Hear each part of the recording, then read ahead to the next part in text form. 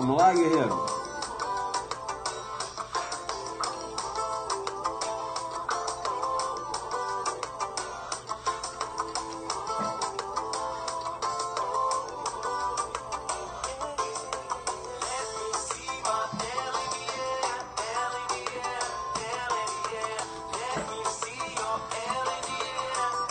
Joga pesado, né?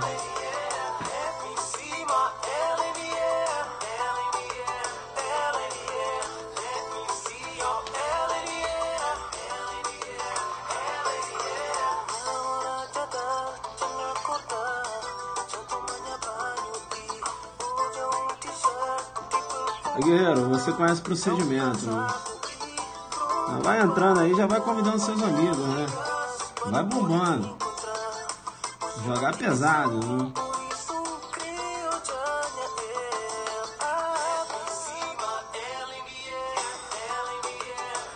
É isso aí, né? Boa noite, professor Maranhão.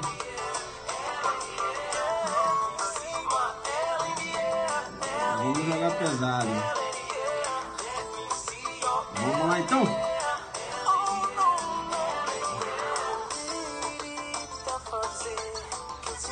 Pra cima.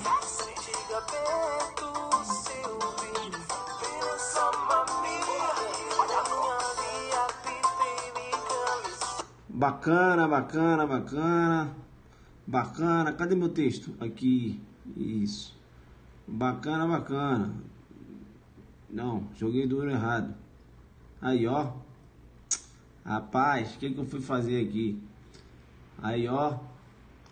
Aí, o que eu fui arrumar? Agora tem que entrar aqui, jogar duro. E aqui, tal, tal. Aí clica aqui, tal. Ah, mano. Aí vai abrir de novo. Ah, extravagante dos delegados, rapaz. Ah, eu tava lá na parte especial. Olha só que linda essas questões. Extravagante. Né? A gente resolveu lá no aulão adelante delegado da Bahia, né? Eu tô na questão número 7 aqui. Olha, volta. Joga duro comigo. Deixa eu ir. Professor, eu adoro que você é todo enrolado na informática aí. Bacana. Eu vou jogar duro com você para dizer o seguinte. Ontem a gente continuou, né, a resolução desses exercícios aqui. Esse material do aulão adelante da Bahia, né? Os alunos que fizeram o aulão tem esse material aí. E o que aconteceu? O computador não aguentou a pressão não, né? Vamos ver hoje aí. Eu até achei que tivesse queimado o computador, mas ele voltou para jogar duro. Vamos lá então. Vamos agora voltar aqui para a questão número 7. Antes mesmo, eu queria falar com você o seguinte. Olha, quem vai fazer a inscrição do aulão adelante Legal Rio Grande do Sul, eu vou dar um conselho de amigo. Faça hoje. Por quê? Grande probabilidade amanhã esgotar as inscrições no site. Beleza? Tô sendo sincero. Tá. Delegado de São Paulo, temos vagas ainda. Onde vai ocorrer o aulão adelante Delegado de São Paulo? No Confortável Teatro Brigadeiro. Beleza? Confortável Teatro Brigadeiro. Sem ser essa semana, a outra estaremos lá em São Paulo. Tá. Professor, saiu o edital de delegado de Goiás. Sim, mas eu não vou ficar falando de edital aqui agora, que eu tenho que jogar duro aqui, que tem prova domingo dos meus alunos aí para Rio Grande do Sul. Professor, não, mas eu só quero saber se vai ter aulão adelante. Vai ter aulão adelante. Beleza? Lá, aulão adelante delegado de Goiás. Confirmado. Amanhã, praticamente, eu já passo o local. Beleza? Amanhã, de repente, faço uma live e passo o local. Pessoal, então, beleza? Já falei dos aulões. Vamos voltar agora aqui às questões? Vamos lá? Vamos lá, então. Questão de número 7. Se você falar assim que eu posso jogar duro, que eu posso seguir aqui, aí o que acontece? Aí eu vou, né? Rapaz, essa cadeira aqui lá não tá jogando duro comigo, não. Isso. Guerreiro, me fala o seguinte. Eu posso ir? Sim ou não? Posso ir, sim ou não? Posso chamar no Perceba? Sim ou não? Beleza, né? Vocês estão me ouvindo aí? Tá top? Tá top, né? Tá dando pra ler? Tá dando pra ler. Eu sou na questão número 7. Vamos lá, então. Vamos pra questão número 7. Vamos lá. Olha a Larissa, rapaz. Larissa que me abandonou dos aulões. né? A Larissa, olha, mandar um beijo para a Larissa, que a Larissa é uma das minhas das alunas mais antigas que eu tenho aqui no DF, né? Desde a época lá de Copa Café e tal. Larissa, você tá sumida, né? Eu não te vejo nos meus aulões, não te vejo nos aulões e módulo. Só te marcando, né? Larissa que, né, que vai fazer concurso para delegada federal, né? Mas ela tá muito sumida. Deixa ela. Apareça, né? O prof tem um carinho por você, que iniciou, né, com a gente aí. Beleza? Vamos lá então. A questão número 7. Questão número 7. Uma questão que aborda a jurisprudência, inclusive, né? Caiu inclusive no TJ 2016. Vamos nessa. A anencefalia, de acordo com o entendimento jurisprudencial do Supremo Tribunal Federal, no julgamento da DPF ajuizada pela Confederação dos Trabalhadores da Saúde, CNTS, sob a relatoria do ministro Marco Aurélio de Mello, não dispensa autorização judicial prévia ou qualquer outra forma de autorização do Estado para antecipação do parto, implicando um ajustamento dos envolvidos nas condutas descritas pelos artigos 124, né, que é o aborto, o autoaborto, né, o 124, e o 126, né, que é o aborto consentido, né, isso, provocar aborto com consentimento da gestante, com vista da proteção do direito à vida, né, complementando a pergunta aqui. Eu vou te chamar no Perceba e dizer o seguinte: questão está errada. A questão está errada, a Larissa jogando duro, hein? A questão está errada porque na DPF 54, né, DF, essa DPF foi a plenário no STF no dia 12/4/2012, entendeu o STF que a interrupção da gravidez de feto anencéfalo, né, veja, não há necessidade de autorização judicial. O médico, ele pode realizar o aborto, né, daquele feto anencéfalo, ou seja, aquele feto que não tem atividade encefálica. Deu para entender isso? Isso é muito importante, isso é muito importante. É muito importante porque eu te chamo no Perceba e digo, e por que o STF chegou a essa conclusão? O STF chegou a essa conclusão, primeiro que o STF entendeu o seguinte, que agindo dessa forma, com a permissão da antecipação terapêutica do parto, né, estaria o Estado homenageando, inclusive, a dignidade da pessoa humana, né, na pessoa da mãe, não é isso? Bom, veja, o princípio da autonomia, né, da liberdade, da proteção, da privacidade, da saúde, né? A mãe tem o direito de não ter aquela criança, considerando que ela não tem atividade encefálica. E o grande ponto, a pedra de toque desse julgado, né, a pedra de toque desse julgado, a pedra jurídica, né, a pedra de toque desse julgado, foi na questão que envolve a vida, né, juridicamente falando. Como assim, professor? O STF, ele lançou mão da lei, né, que trata, né, lá do transplante de órgãos e tecidos. Veja que essa lei, ela possibilita o transplante de órgãos e tecidos quando não há o quê? Mais atividade encefálica, ou seja, juridicamente, a pessoa, veja que mesmo que ela esteja viva biologicamente, coração batendo, se não tem mais atividade encefálica, juridicamente essa pessoa está morta. E aí vem uma questão muito interessante. Olha que eu posso ter alguém respondendo por homicídio com uma pessoa biologicamente viva, homicídio consumado com a pessoa biologicamente viva, joguei duro com você. Aí, ó. Aí, ó. Como assim, professor? Não entendi. O Tício, ele realizou o disparo de arma de fogo, acertou, né? Atingiu o Mévio foi para o hospital e foi diagnosticada lá aquela morte cerebral. Bacana? E o coração continua batendo. Desde o momento que foi identificada a morte cerebral, o que ocorreu? Há Juridicamente, você irá visualizar um homicídio consumado. Então, eu tenho um homicídio consumado, né, com uma pessoa biologicamente viva, com o coração batendo. Deu para entender isso? Por quê? Porque juridicamente essa pessoa se encontra morta, né? Porque não tem mais atividade encefálica. Deu para entender isso? Deu para entender? Deu para entender? Se você entendeu, joga aí, né? Se você entendeu, joga aí.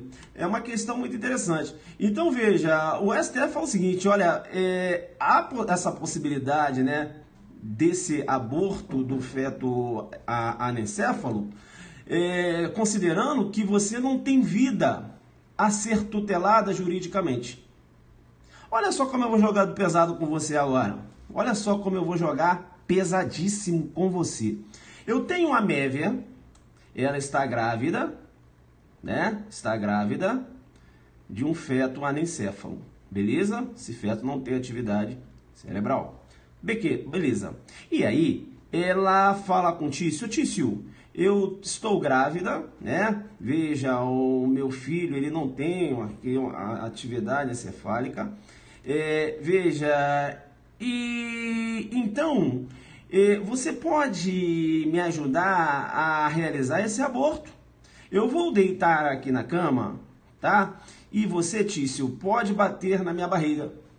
Bacana? Então ela deita na cama e o Tício bate na barriga dela. E veja, aí o Tício acaba provocando a morte do feto. Feto anencéfalo. Beleza? A mévia vai responder no 124 e o Tício vai responder no 126. Sim ou não? Sim ou não? Mévia no autoaborto e o Tício no 126 provocar aborto com consentimento da gestante? E aí? Sim, não e por que não, né? Sim, não e por que não, né? Tem galera falando, não, mas não por quê. E aí? E aí? Hã? Não é isso? O delito de aborto não há necessidade de autorização judicial para o médico praticar esse aborto anencéfalo, já falei. Veja, aí estão chamando de aborto terapêutico. Eu não estou falando que a vida dela está em risco, não estou falando isso, né?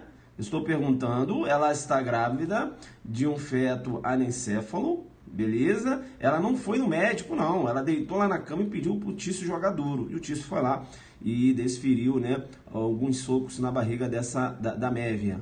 Eu pergunto, a mévia responde no 124, o Tício vai para o 126, considerando que essa decisão do STF, né, possibilitou esse aborto praticado aí pelo médico, veja, sem autorização judicial. Mas o STF, né, entendendo ali que seria o médico. Não é isso? E aí?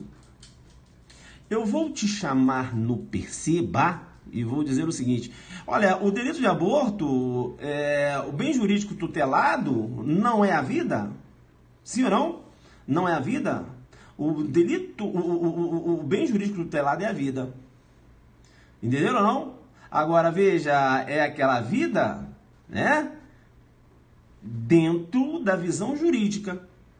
E eu tenho a cessação da vida com a cessação da atividade encefálica.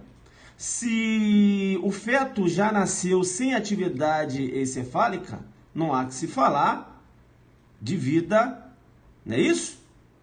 De você visualizar uma vida na órbita jurídica. Deu para entender isso?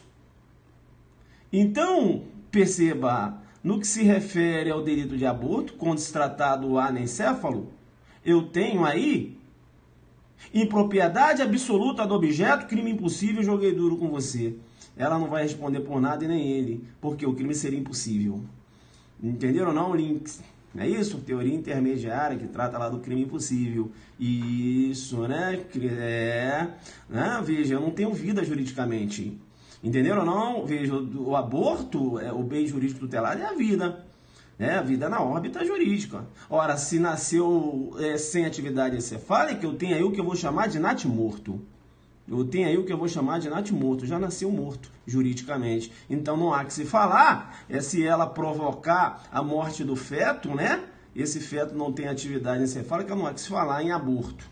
Entenderam ou não? E isso eu teria um crime impossível, porque eu não tenho vida juridicamente a ser tutelada pelo direito. Olha aí, eu jogando pesado demais com você, e você aí jogando, né? Tentando jogar ela no 124, ele lá no 126. Bacana, tranquilo, e aí crime impossível aí, impropriedade absoluta do objeto, né? Considerando que eu tenho um natimorto. Linkou, né? Monstruosamente. Importante. Tá, vamos então aqui, antes mesmo de avançar para a questão número 8, comentar com vocês acerca da pegadinha, né?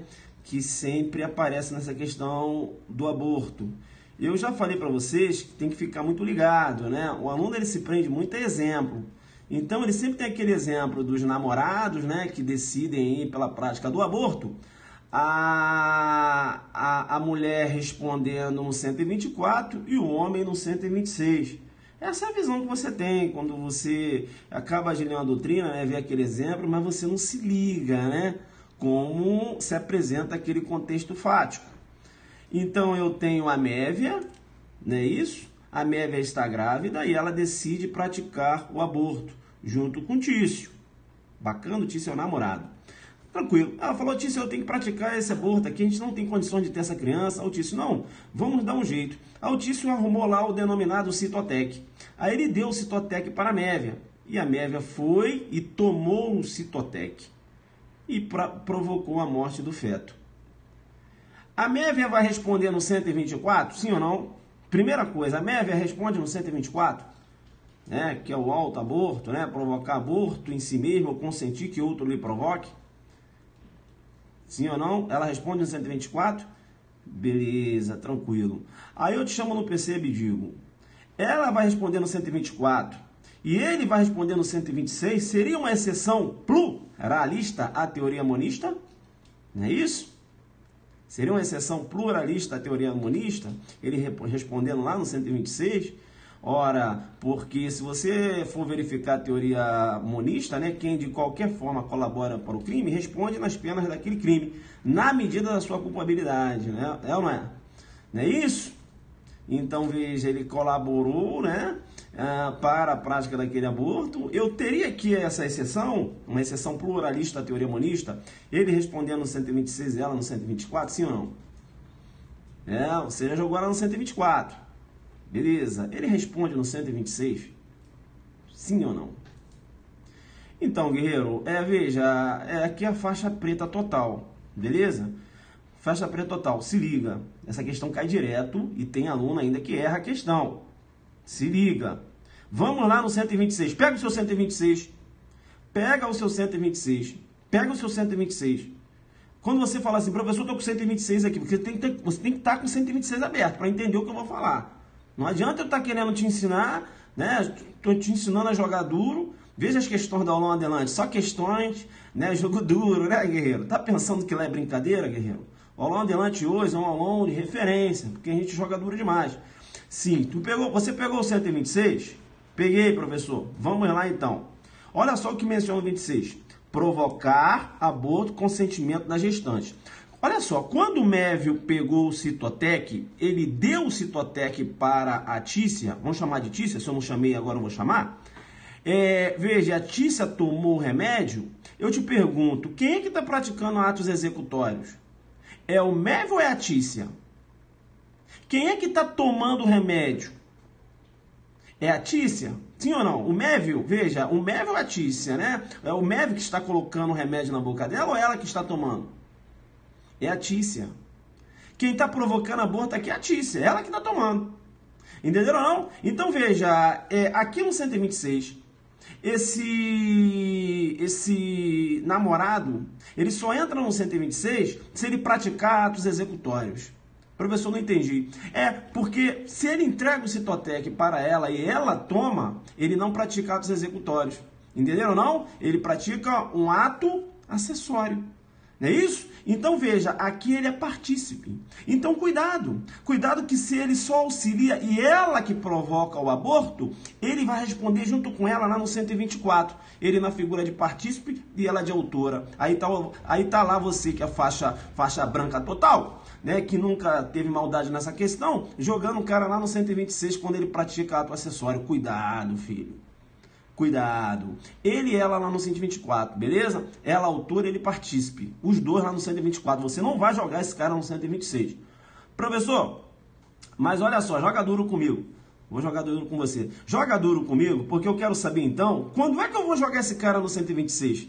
Então, é como eu falei com você. Veja que você vai jogar esse namorado no 126 quando ele praticar atos executórios. Professor, então dá um exemplo. O que eu gosto desses exemplos que você dá aí, que porra, aí eu consegui entender, entendeu? Eu gosto desses exemplos aí. Não, beleza. Então veja, ele arrumou um Citotec para ela, beleza? Ela falou assim, ai amor, vamos matar nosso filho, né? Aí ele falou, ai, mas eu estou sem coragem de tomar esse remédio. Aí ela, não, mas você tem que tomar, eu vou abrir a boca, coloca na minha boca, amor. Aí ele coloca na boca dela. Então, quando ele coloca na boca dela, ele pratica atos executórios. Isso, colocando a boquinha dela, o remédio. Aí ele pratica atos executórios. Aí sim. Aí ele no 126, ela no 124. Deu para entender isso? Por exemplo, é o exemplo que você tem lá da doutrina, né? A mulher deita na cama e o namorado bate na barriga da mulher, ele praticando atos executórios, não é isso? A mulher coloca lá o braço, ele vai dar uma injeção nela, né? Veja, ele praticando atos executórios. Então, cuidado. Se ele pratica ato acessório, como ele dá o abortivo e ela que toma, ela que acaba ingerindo, veja que em praticar atos executórios é ela e não ele. Então ela no 124 e ele como partícipe no 124 junto com ela. Mas ela autora e ele partícipe. Beleza? Você só vai visualizar essa exceção pluralista à teoria monista. Veja, a mulher respondendo no 124, né, e o homem, nesse caso, respondendo no 126, quando ele praticar atos executórios. Não dá mole. Beleza? Adoram colocar essa questão, o cara dando um abortivo, a mulher tomando, e o examinador joga a mulher no 124 e o cara no 126 e você marcando igual um bobão. Porque você viu na doutrina. Mas quando você viu na doutrina, você não se ligou que lá na doutrina o cara estava praticando atos executórios. Beleza? Tranquilo? Então fica ligado aí, tá? Vamos aí então dar mais uma avançada. Veja que é importante ainda quando a gente trata lá do aborto, porque aquela pessoa que só, presta atenção, uma coisa é você dar o abortivo para uma determinada pessoa. Você tá aí, veja, né? Veja, uma participação, um auxílio, né? Isso é uma situação. Outra situação é você anunciar. Aí, Citotec, serve para um aborto. Olha aí o Citotec, né? Aí, filho, se você só anuncia, você vai responder pela contravenção penal lá do artigo 20 da Lei de Contravenções Penais. Entenderam ou não? Isso, anúncio de medicamentos abortivos, né? Anunciar processo, substância ou objeto destinado a provocar o aborto. Artigo 20 da Lei de Contravenções Penais. Veja, uma coisa é ele anunciar, outra coisa é ele entregar. Se ele entrega, aí está praticando um ato acessório, não é isso? Aí ele é partícipe. Deu para entender isso? Deu para entender isso? Bacana. É importante ainda quando a gente trata do aborto, e aí, né, visualizar a possibilidade das hipóteses que o aborto é permitido, não é isso? A primeira situação, eu tenho lá no 128, inciso 1, né, que é o chamado aborto necessário, o aborto terapêutico. Se não há outro meio de salvar a vida da gestante, veja, o médico ele pode praticar esse aborto, não é isso? Para salvar a vida da gestante, porque não tem um outro meio, né? É o chamado aborto necessário ou terapêutico. E aí, tem uma questão muito interessante, porque te chamo no perceba e digo outra vez.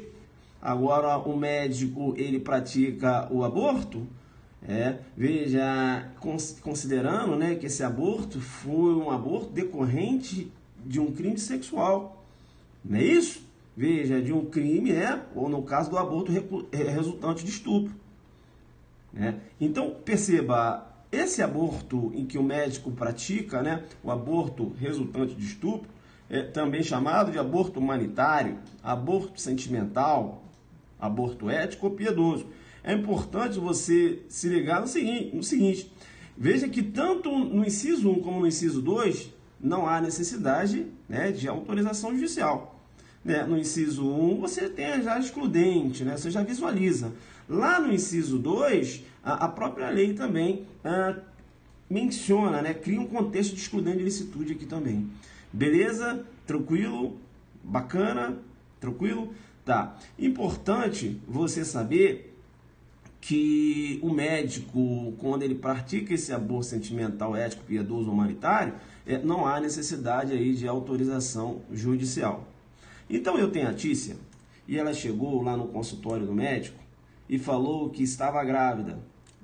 E falou para o médico que essa gravidez era decorrente de estupro. Aí o médico, induzido a erro, foi lá e praticou o aborto. Eu estou falando que ele foi induzido a erro porque era caô da Tícia. Aquela gravidez não foi decorrente de estupro. Entenderam ou não? Ela inventou essa história, veja, induziu esse médico a erro e o médico praticou o estupro, o aborto. Beleza? E o médico praticou o aborto. Porque o médico pensava que aquele aborto era decorrente, que aquela gravidez... pelo amor de Deus. Vamos lá, de novo. O médico, né, achava que aquela gravidez era decorrente de estupro. Beleza? O médico achava que aquela gravidez era decorrente de estupro, que a Tícia chegou lá, contou toda essa história aí. Bem, a Tícia vai responder por qual crime? A Tícia vai responder por qual crime? A Tícia vai responder por qual crime? A Tícia vai responder por autoaborto? Veja, o autoaborto, se você for lá ver no 124, menciona, né? Provocar aborto em si mesma ou consentir que outro lhe provoque. Ela provocou aborto em si própria? Ela deu soco na barriga dela, por exemplo? Ou ela consentiu para que o médico provocasse o aborto nela? O médico tinha vontade e aí ela consentiu com isso? A situação é essa? Então, veja, você vai ter uma dificuldade de jogar lá no 124. Essa dificuldade que você vai ter é uma dificuldade aparente. Aparente por quê? Porque você tem que conhecer a teoria do erro, né? Tem que se ligar. Teoria do erro. Isso, a pegada é de monstro total, né? Aqui não tem básico não, guerreiro. Aqui não é porque é gratuito que eu faço de qualquer jeito não. A pegada aqui é de monstro total. Não é isso? Aqui é para desvendar. É para jogar pesado. Teoria do erro. Vem cá. Será que ela induziu o terceiro erro? Olha eu jogando duro com você. Olha eu jogando duro com você. Eu estou perguntando se ela induziu o terceiro erro. Induziu? Induziu? Veja, o Código Penal prevê lá a figura, né? Veja, do erro, né? Daquele terceiro que acaba sendo induzido a erro. O Código Penal previu. Tem a previsão lá? Hein? E aí, quando eu tenho lá o erro determinado por terceiro, o que acontece quando eu tenho um erro determinado por terceiro? Já matou, guerreiro? Já matou? A figura do erro determinado por terceiro, né, prevista lá no artigo 20, parágrafo 2º. Menciona o 20, parágrafo 2º. Responde pelo crime o terceiro que determina o erro.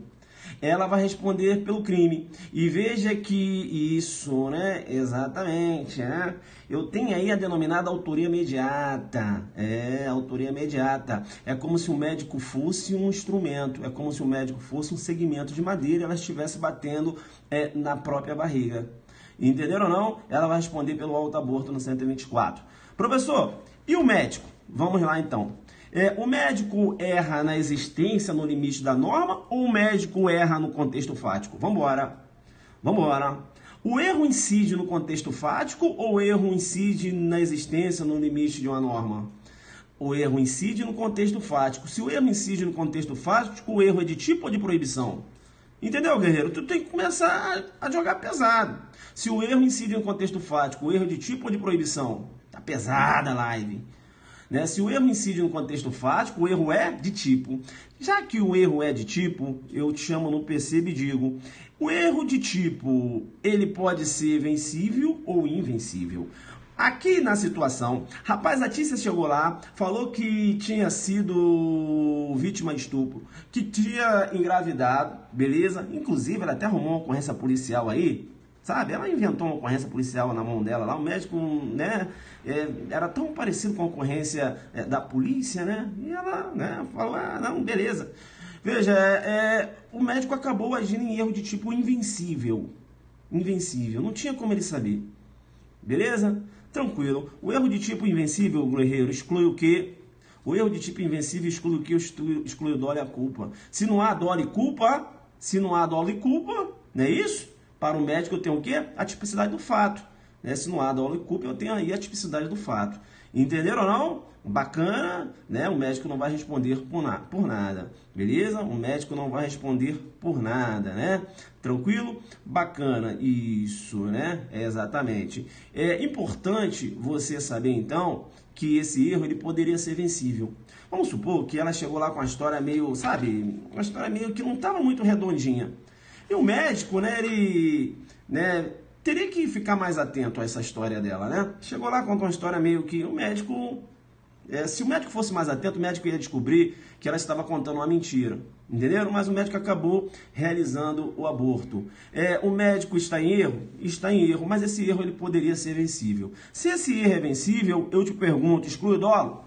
Sim ou não? Veja, eu estou tentando ver onde é que eu vou jogar esse médico. Exclui o dolo, sim ou não? O erro agora é vencível, guerreiro. Exclui o dolo, sim ou não? Vamos lá, guerreiro. Sim, sim. Tá. O erro de tipo vencível exclui o dolo, mas o agente pode responder a título de culpa. Eu te pergunto, tem aborto culposo? Tem aborto culposo? Joga pesado. Joga pesado. Tem aborto culposo? Isso. Tem aborto culposo? Não. Então o médico, mesmo que o erro de tipo fosse vencível, não vai responder, porque não tem um aborto na modalidade culposa. Aí com revestimento, né? De uma conduta culposa. Olha aí, você jogando duro com o médico, seja no erro vencível ou invencível. Entenderam ou não? Bacana, né? Bacana.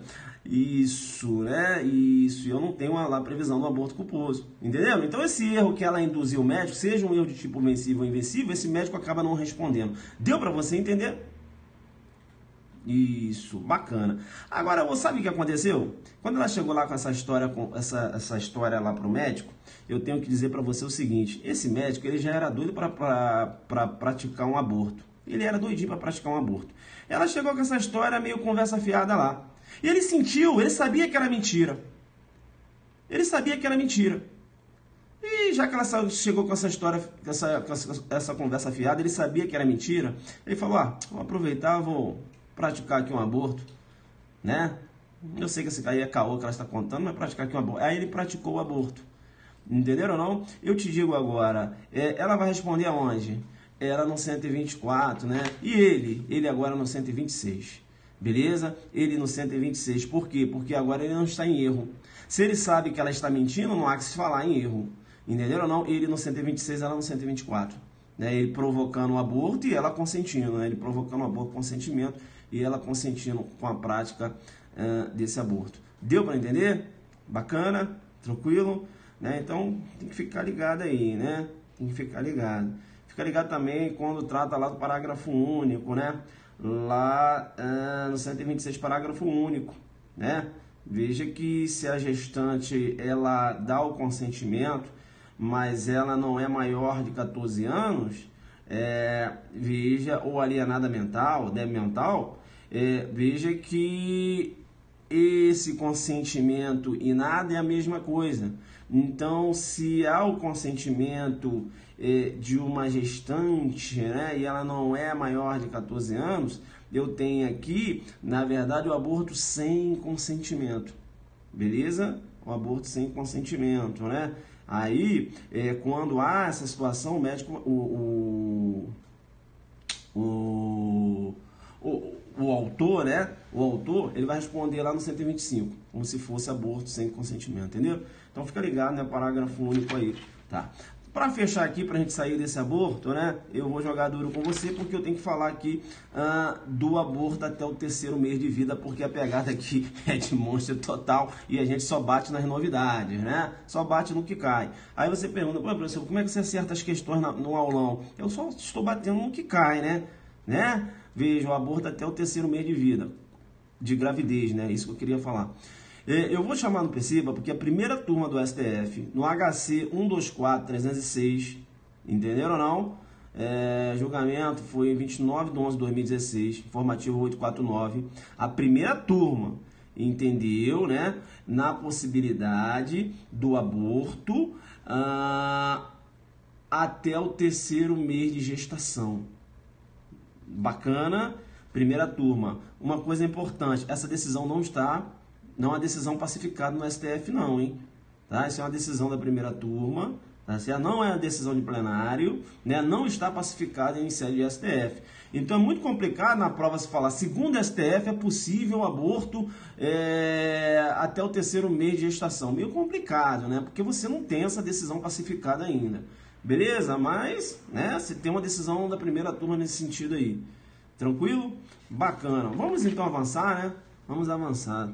Rapaz, veja como eu estou quebrando o galho de vocês, porque no aulão eu não tenho como perder meia hora numa questão, entenderam ou não? No aulão o jogo é pesado demais. Ih, essa questão é show de bola. Vamos aqui então. Professor, o jogo foi pesado. Vocês gostaram aí desse comentário aí do aborto? Deu pra gente jogar duro aí, né? Porque veja, o básico você sabe. Aí cai uma questão dessa, né, envolvendo o aborto, né, em que o autor pratica ato acessório ou uma pessoa induzida a erro, né, e pede para você tipificar a conduta, e você está em né, sem saber para onde ir. Beleza? Você tem que conhecer.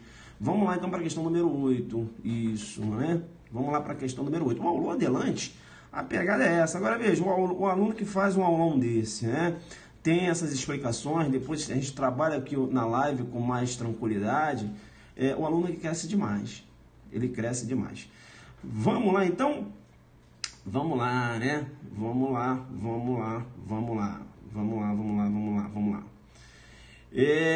Questão número 8. Mévio, artista circense e experiente, atirador de facas, durante o espetáculo, lançou uma faca em direção a Caio, seu companheiro de espetáculo, acreditando que com sua habilidade evitaria qualquer lesão a seu companheiro.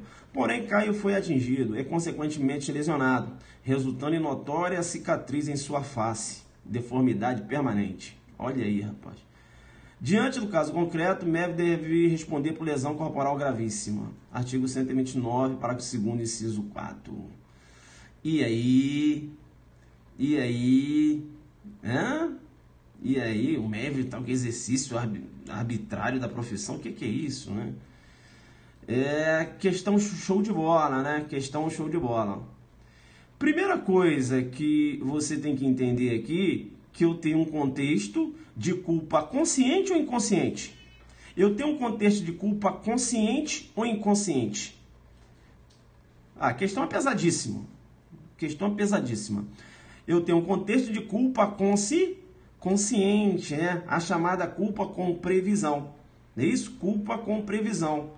Veja que na culpa consciente, né, eu tenho a previsibilidade objetiva, né, aquela previsibilidade do homem médio, e o agente ele realiza a previsão, porém ele não aceita o resultado. Como assim, professor? O Mévio, ele sabe que se ele atirar a faca, ele pode atingir o companheiro dele. Olha ele realizando uma previsão. Veja, você concorda comigo que na visão do homem médio, na nossa visão, dá para você entender que se eu jogar uma faca em uma pessoa, né, dá para você entender que essa pessoa ela pode ser atingida, sim ou não, né? Veja, se você entende isso é porque eu tenho a chamada previsibilidade objetiva, previsibilidade do homem médio. Agora, no caso concreto do Mévio, tá? Eu tenho a previsibilidade objetiva? Tenho. E o Mévio, ele realizou essa previsão? Sim ou não? Sim. ele sabe, né? Ele sabe, veja, ele sabe que ele pode acertar uma pessoa, né? Veja, se ele lançar, realizando um lançamento de facas. Mas, eu te chamo, não perceba, mas ele acredita na habilidade dele, que ele, com a sua habilidade, vai evitar aquele resultado. Eu tenho a chamada culpa consciente, beleza? Culpa consciente, a chamada culpa com previsão. Coloca aí, né? Culpa consciente e a chamada culpa com previsão. Lá do outro, no outro giro, eu tenho a chamada culpa inconsciente. A culpa inconsciente, o resultado, veja, há também a previsibilidade objetiva do resultado, mas o agente não prevê o resultado, ou seja, eu tenho a ausência de previsão. Professor, não entendi. O Tício, ele agora está conduzindo um veículo automotor dele e veja, e ele vai e olha no celular. Tá lá no Zap. Tu acredita nisso? Professor, mas tem previsibilidade objetiva? Vem cá. Será que o homem médio, né, eu, você, será que a gente sabe que uma pessoa que está dirigindo um veículo automotor, se ela ficar no Zap, ela pode provocar um acidente? Eu, você? Beleza? Ah, professor, sim. Então, aí tem previsibilidade objetiva. Agora vamos no caso dele. Primeira coisa, tem previsibilidade objetiva? Tem. Agora, ele realizou essa previsão? Ele não realizou essa previsão, tá certo?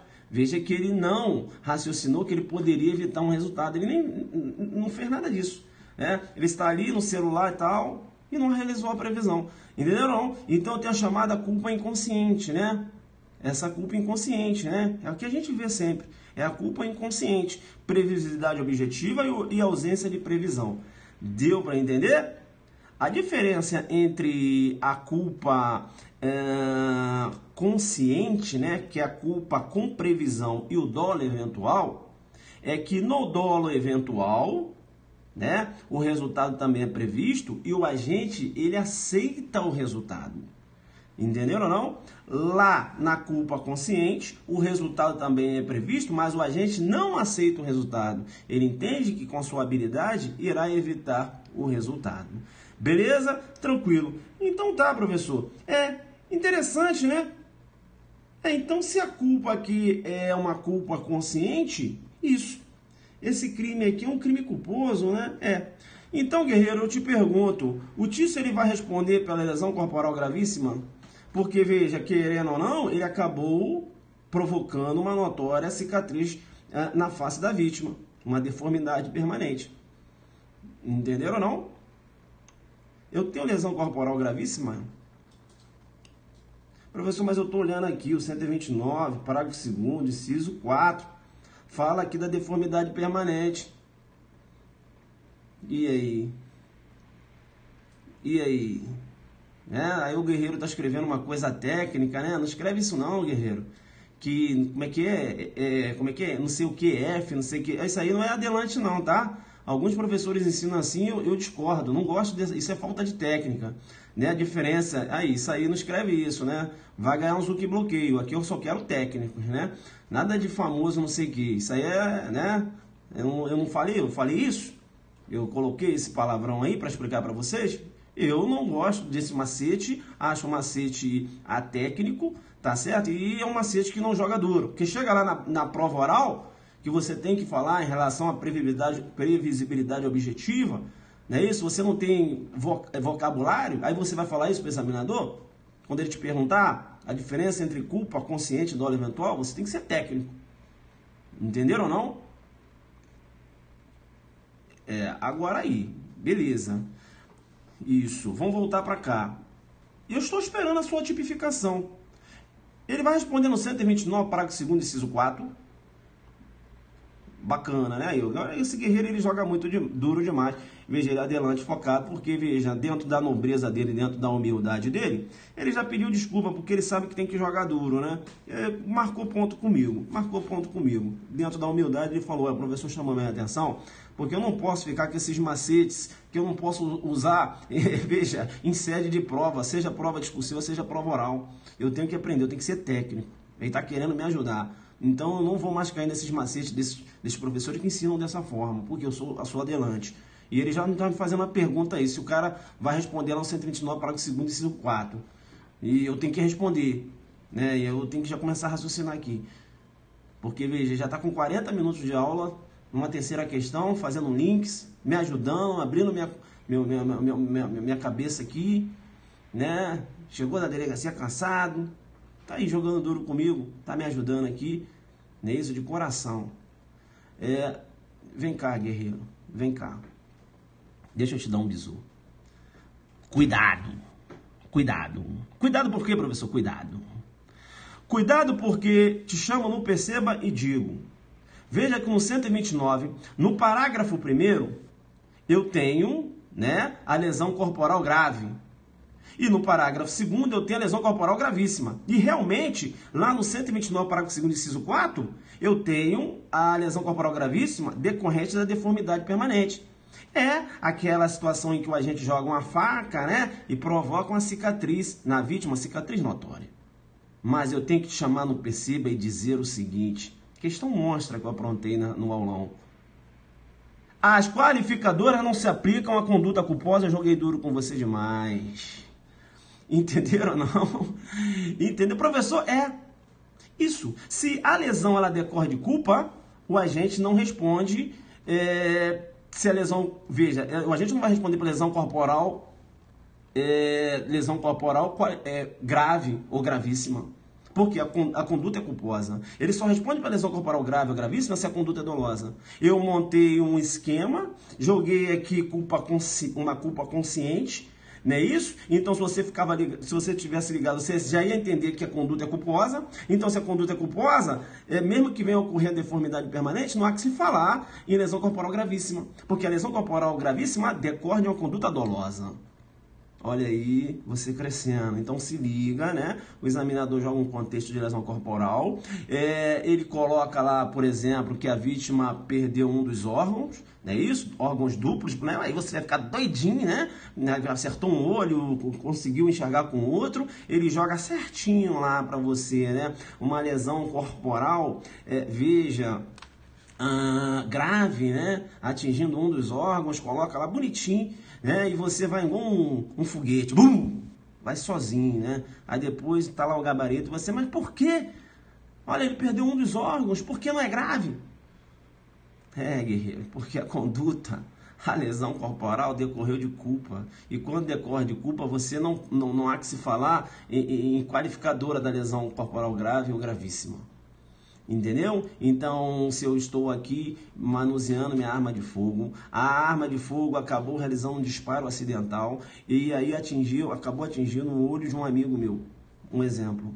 Beleza? Ou o olho de uma pessoa que estava ao meu lado. Eu vou responder por lesão corporal grave? Não. Professor, mas atingiu? Né? Veja, não vou responder por quê? Porque minha conduta é culposa. Beleza? A pegada é de monstro total. Já que eu falei, agora é link. Deu para entender? Fechei a questão aqui? Questão errada, porque decorre de culpa. Se fosse uma conduta dolosa, ele tivesse a intenção realmente de acertar a vítima, veja, aí dependendo do contexto, você poderia até raciocinar com homicídio doloso com dolo eventual, né? Tentativa de homicídio com dolo eventual, né? Você lança uma faca no rosto de uma pessoa, meio complicado. Beleza? Deu para entender ou não? Poderia até pensar nessa questão. Mas, fugindo a isso, se você vislumbrar uma conduta dolosa, né? Aquele namorado, sabe aquele namorado que adora olhar zap? Então, aquele namorado que adora olhar zap, aí o que ele fez? Ele pegou e olhou o zap da namorada. Curioso. Já falei para eles. Adelante não é curioso. Quer ficar olhando? Bem, celular é particular, mas gosta de ficar olhando. Aí olhou lá, só porque a menina tava conversando com um amigo dela, sabe? Aquelas conversas. Aí ele pegou um ácido e jogou na namorada. E aí acertou aqui, né, a face da namorada, provocando uma notória lesão. É até bom porque eu já puxei no link e eu tenho que dizer. Essa lesão, né, que provocada pelo ácido, né, e aí ocorreu uma deformidade permanente, ela recebe o nome. Eu tenho a denominada vitriolagem, joga aí, guerreiro. Lesão corporal provocada por ácido, vitriolagem. Joga aí, guerreiro. Lesão corporal provocada por ácido. Coloca aí, vitriolagem. Coloca aí, guerreiro. Isso, né? Bacana. Professor, então nessa situação, a lesão corporal seria gravíssima. Isso, lesão corporal aí seria gravíssima. Mas agora ele tem dolo. Entenderam não? Bacana. Agora ele tem dolo. Tranquilo? Bacana, né? Bacana. Vamos lá, né? Vamos lá. Tá. Em relação a essa lesão corporal que provoca deformidade permanente, é bom você saber, né? Julgar do STJ acerca disso. Para o STJ, se a vítima ela realiza um procedimento cirúrgico posterior e tem êxito, né? Veja, eliminando ou reduzindo essa cicatriz, para o STJ não há que se falar em afastamento da qualificadora. O agente continua respondendo. Beleza ou não? Pegada de monstro total no HC 306-677 Rio de Janeiro, né? 19/5/2015. Aí eu linkei, já que eu estou falando de lesão corporal, eu tenho que linkar ainda para falar de um outro posicionamento do STJ, né? Para o STJ, a lesão corporal que provoca na vítima perda de 2 dentes tem natureza de lesão corporal grave. Se liga aí. Para o STJ, a lesão corporal que provoca na vítima perda de 2 dentes tem natureza de lesão grave. Entenderam ou não? E não gravíssima. Beleza? Entendimento do STJ com essa pegada na sexta turma do STJ. Tá? Recurso especial 1620-158 Rio de Janeiro, 13/9/2016. Veja, o STJ, inclusive, nesse julgado, ele mencionou o seguinte: a perda de 2 dentes pode até gerar uma debilidade permanente, né? A debilidade permanente. Por isso que ele fala, ele colocou lá na debilidade permanente. Ou seja, uma dificuldade maior da mastigação, mas não configura deformidade. A perda de 2 dentes configura uma debilidade, não deformidade. Beleza? Para o STJ. Então, se há uma perda de 2 dentes, você não tem que jogar o cara lá na gravíssima, entendendo que é uma deformidade, não. Beleza? Tranquilo? Isso, né? Bacana. Tranquilo. Tá, outra questão que vai cair na sua prova, já que a gente está batendo aqui em cima da lesão corporal, e o jogo tá pesado demais, que já vai dar 1 hora de live. Rapaz, eu pensei que eu fosse conseguir fechar aqui hoje, né? Mas vamos caminhar. É importante você saber que há uma alteração muito importante, né? Quando a lesão corporal for praticada contra a autoridade ou agente descrito lá no artigo 142 e 144 da Constituição Federal, né? Os integrantes do sistema prisional, da Força Nacional, enfim, da Força Nacional de Segurança Pública, né? No exercício da função e decorrência dela. E ainda, contra o seu cônjuge, companheiro, parente, consanguíneo até o 3º grau, em razão dessa função. Ou seja, o que você tem que se ligar aí? Né? Calma, né, guerreiro? Não é o policídio. O policídio é quando ocorre a morte. Aqui eu tenho uma lesão corporal funcional. Joga duro. Eu chamo de lesão corporal funcional. A lesão corporal funcional, se liga, a pena é aumentada de 1 a 2 terços, se liga. E sempre lembrando que se a lesão corporal funcional ela é gravíssima, vai entrar lá, é considerado o quê? Crime hediondo. Entenderam ou não? Então, lá na lei de crimes hediondos, quando essa lesão corporal funcional é gravíssima, é considerado crime hediondo. Aí o examinador vai lá e vai dizer o seguinte: configura crime hediondo a lesão corporal a lesão corporal grave em face de autoridade ou agente descrito no artigo 142 e 144 da Constituição Federal. Aí você ganha na cabeça. Por quê? Porque na lei de crimes hediondos está lá, gravíssima, ou seja, faz referência ao parágrafo 2º, e não grave. Deu para entender? E aqui você fica ligado. Por quê? Porque se a lesão recai nessas pessoas que eu mencionei agora, a pena é aumentada de 1 a 2 terços. Deu para entender? Então fica esperto, né? Se for gravíssima, caracteriza lá crime hediondo. Beleza? Tranquilo, né? Tranquilo. Se liga também lá em violência doméstica, né? No 129, parágrafo 9º, veja aí, pena de detenção de 3 meses a 3 anos. Então, se há uma lesão corporal no âmbito doméstico, é muito importante isso aqui, guerreiro. É muito importante, porque, veja, o 129, parágrafo 9 menciona: essa lesão praticada contra ascendente, descendente, irmão, cônjuge, companheiro ou quem conviva ou tenha convivido, ou ainda prevalecendo um agente de relações domésticas de coabitação ou hospitalidade. Eu tenho a Tícia, Rapaz, ela deu um pau no Mévio, tu acredita? Ela deu um pau no Mévio, mano. O Mévio é companheiro dela. Aí a Tícia foi levada para a delegacia.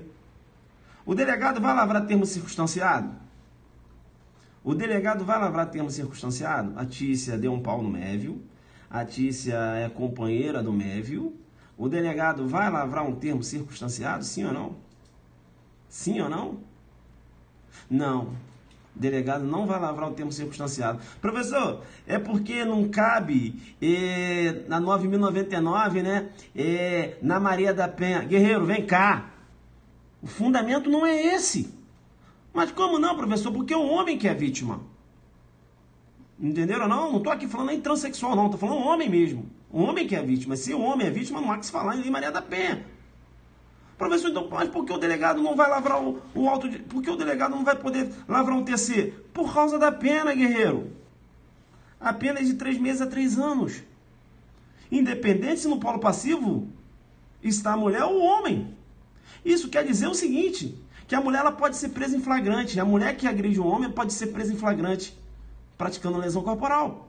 Mas vem cá, calma, calma. Então, professor, então o delegado já vai lavrar o flagrante? Calma, filho, calma, calma. Eu estou falando que ela pode ser presa em flagrante, pela lesão corporal. Por quê? Porque não vai poder lavrar o termo circunstanciado. Agora eu estou falando a você que pode. Mas, professor, calma. Se liga. É um homem que está no polo passivo? É. Se é um homem que está no polo passivo, não há que se falar em Lei Maria da Penha. Sem viajar, é transexual. Estou falando homem, homem. Beleza? Não, beleza, não vou viajar não. Tranquilo. Se não há que se falar em Lei Maria da Penha e eu tenho uma lesão corporal, essa lesão corporal, a ação penal pública condicionada ou incondicionada? Aí eu te pergunto. Não, professor, incondicionada. Como incondicionada, filho? Incondicionada é a lesão corporal praticada em face da mulher no âmbito doméstico. A lesão corporal será incondicionada. Você até tem súmula. E quando for um homem, a lesão corporal é condicionada. Ah, então o delegado, ele vai lavrar o auto de prisão em flagrante? Presidir, né? Porque quem lavra é o escrivão, né, professor? Isso aí. Ele vai presidir o auto de prisão em flagrante? Vai, mas veja, depende de uma condição de procedibilidade. Como assim, professor? O delegado vai chegar para o marido e vai perguntar assim, vem cá, você quer que ela seja presa? O delegado depende da manifestação de vontade dele, entendeu ou não? Aí ele representa, aí sim o delegado vai lavrar, vai presidir o auto de prisão em flagrante. Deu para entender isso? Se ligou que a mulher pode ser presa em flagrante, se ligou que a mulher pode ser presa em flagrante porque a pena lá da lesão corporal é de 3 meses a 3 anos, sai daquele conceito de menor potencial ofensivo, não há que se falar em Lei 9.099. Se ligou que, muito embora há o afastamento da Lei 9.099, eu não tenho aqui um contexto de Maria da Penha. Se ligou que a lesão corporal aqui, a ação penal vai ser pública condicionada à representação. Se ligou que o delegado, para lavrar esse auto de prisão em flagrante, o delegado demanda de representação da vítima. Se ligou que logo após que o delegado lavrar esse auto de prisão em flagrante, né? Presidir esse auto de prisão em flagrante, se ligou que o delegado tem que tomar logo uma outra ação, qual seja, a pena é de quanto, guerreiro? 3 meses a 3 anos, professor. O artigo 322 do Código de Processo Penal tem que andar na cabeça do delegado direto. Ah, você está falando que o delegado vai poder arbitrar fiança, né, professor? Exatamente, filho. Entenderam ou não? Então se liga numa questão de prova. Se liga sempre quando for uma situação que o examinador está pedindo que você venha a presidir um auto de prisão em flagrante. Se liga sempre. Primeiro, se liga se é um crime que demanda condição de procedibilidade. Entenderam ou não? Porque se você lavra um auto de prisão em flagrante num crime que demanda condição de procedibilidade e você não tem essa manifestação de vontade da vítima, esse flagrante é ilegal, esse flagrante demanda relaxamento. Entenderam ou não? Então, primeira coisa, se liga se há necessidade de representação ou requerimento, dependendo se é um crime de ação penal privada, requerimento, ou se é um crime de ação penal pública condicionada à representação, beleza? E logo após, você tem que se ligar se esse crime, a pena não é superior a 4. Porque se a pena não é superior a 4 anos, o delegado vai poder lavrar, vai poder arbitrar a fiança. Entendeu? E aí pode acontecer uma coisa muito interessante. Qual, professor? Então, aí a Mévia, ela deu um pau, sabe, no Tício. Beleza? Deu um pau no Tício. Aí foi lá pra delegacia e tal.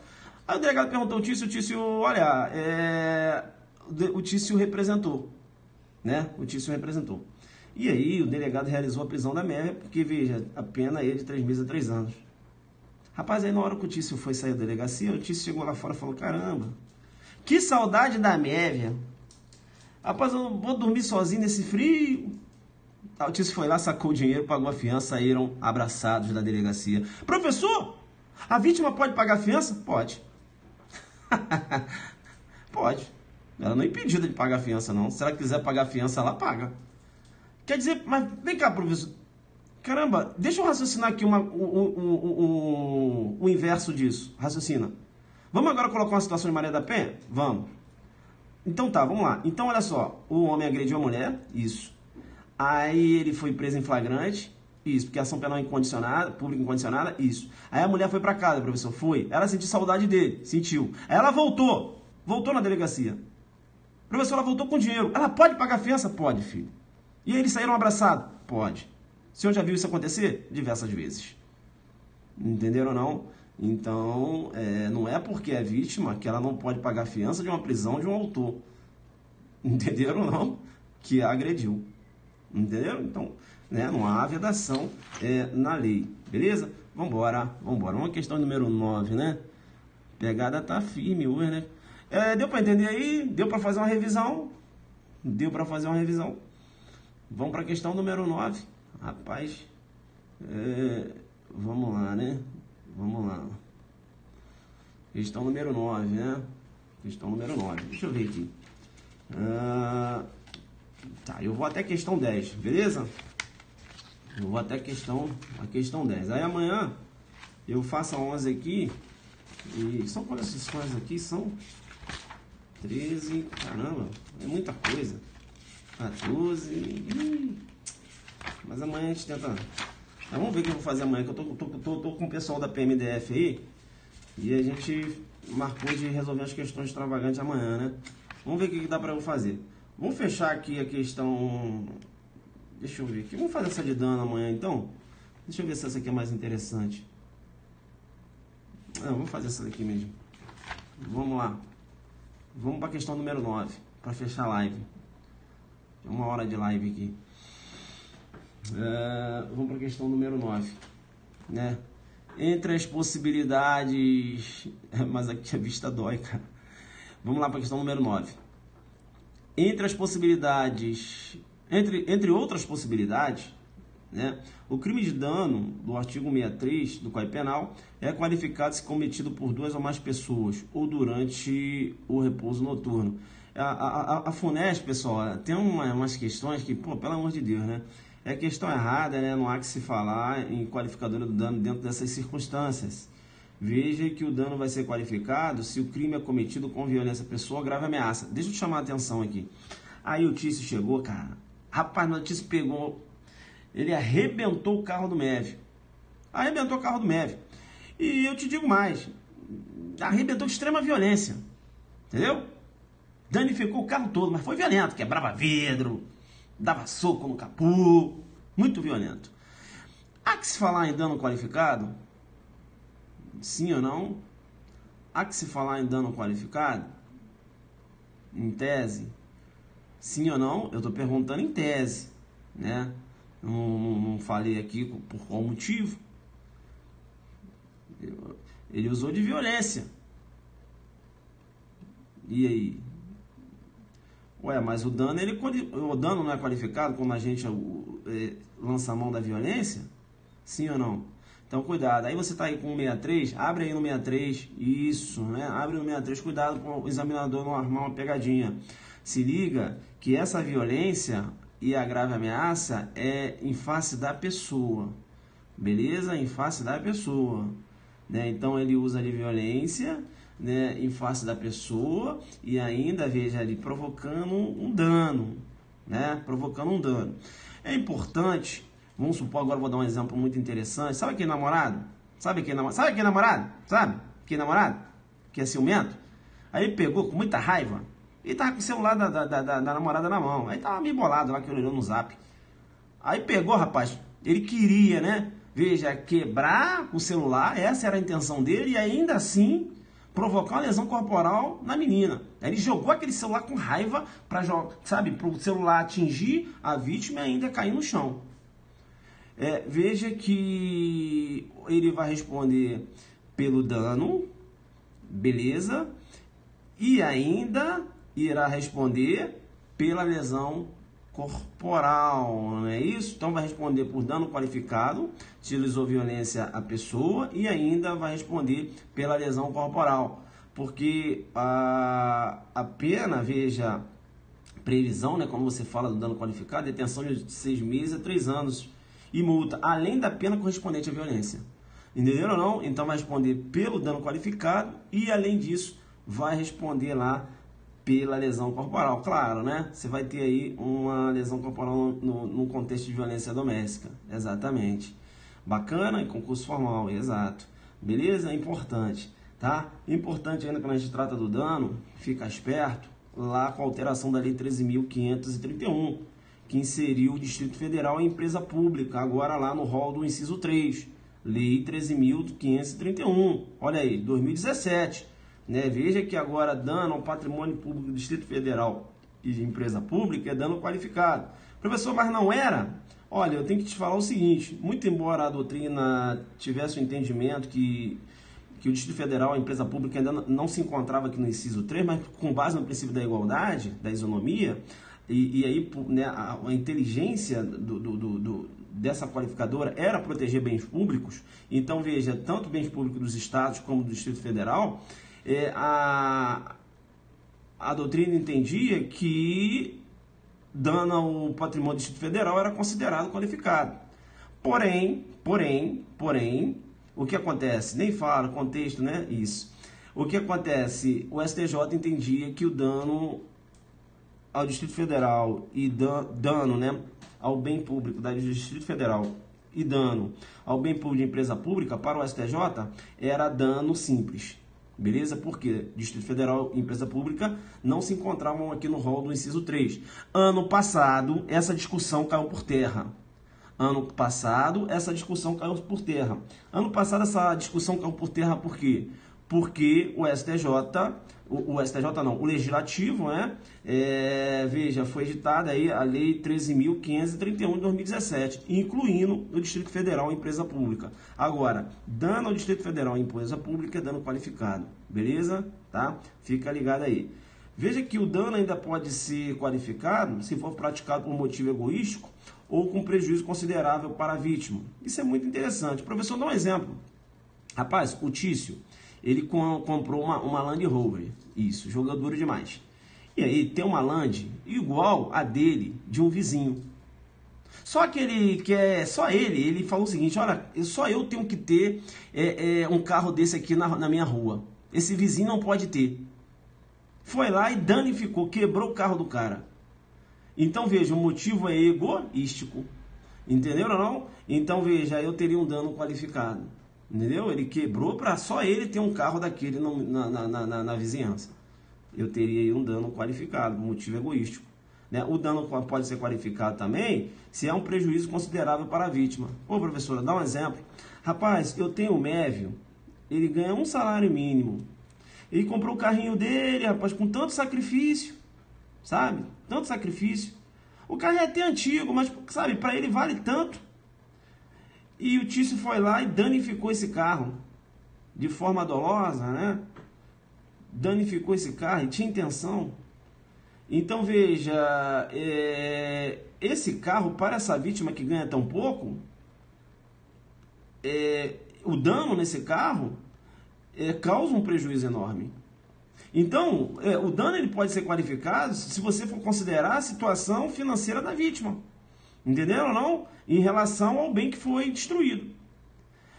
Se esse mesmo carro fosse de uma pessoa, né, veja, que ganhasse um alto salário, seria um dano simples e não qualificado. Por quê? Porque, ocorreu um dano sim, mas não causou um prejuízo significativo àquela vítima. Entenderam ou não? Então pode cair um contexto na sua prova em que a vítima ela tem um bem, né? Essa vítima, veja, a questão fala que a vítima ganha muito pouquinho, né? E aí, veja, tá aí você marcando dano simples, quando na verdade, se você for verificar, essa situação entra lá no inciso 4, né? Prejuízo considerável para a vítima, então tem que ficar ligado, né? Bacana? Tranquilo, né? Vamos caminhar.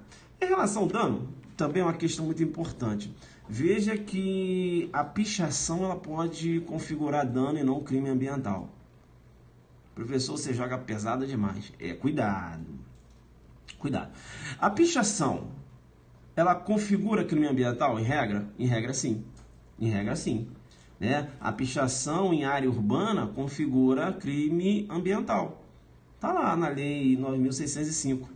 Mas você vai verificar que lá na Lei 9.605, ele fala lá pichar, não é isso? Aí fala lá monumentos urbanos, né? Edificações e monumentos urbanos. Não entra edificação rural. Então, tem o Tício pichando a porteira de uma fazenda. Eu tenho o Tício pichando a porteira de uma fazenda. Vai entrar em crime ambiental de pichação? Não. Porque lá fala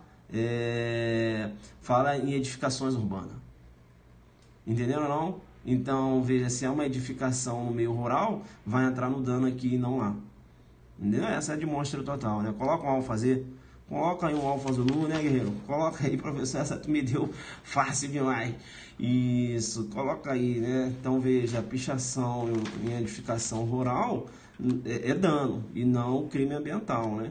Isso, colocou. Vamos para 10, então. Vamos para 10. Vamos aqui meter o pau. Posso ir para 10? Você vai aguentar aí ou já pediu arrego? Vamos lá, então, para a questão número 10. Tá, é importante, né? Importante.